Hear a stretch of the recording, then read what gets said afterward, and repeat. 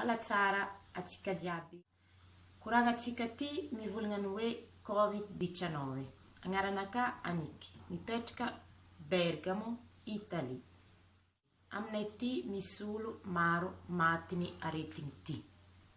Mety amintsika Madagasikara mbala tsy maro olo nahazo izy, mbala tsy mahalozo naty.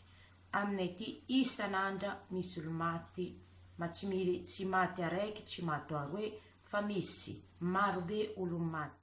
Zay magnambara anareo mitandrema.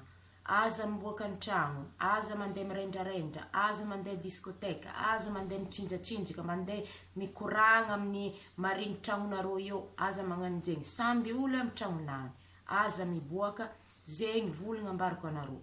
Zay ty mahita raha zegny isan'andra. Fa misy fanjava roe aminay ty mahita. Hitanareo jiaby tomabily, militaire jiaby mandalo agnatin'ny zoo, misy olo maty jiaby, andesindreo mandeha tany hafa.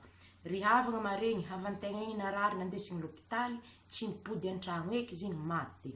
Zegny raha mampalahelo. Zegny volagna amezagna anareo jiaby malagasy jiaby mitandrema.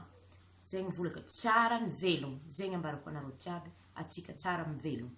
Veloma Madagasikara, Nosibe, Ambanja, kamarady, havagna jiaby, velomba, tsara ny velogno. Bisous.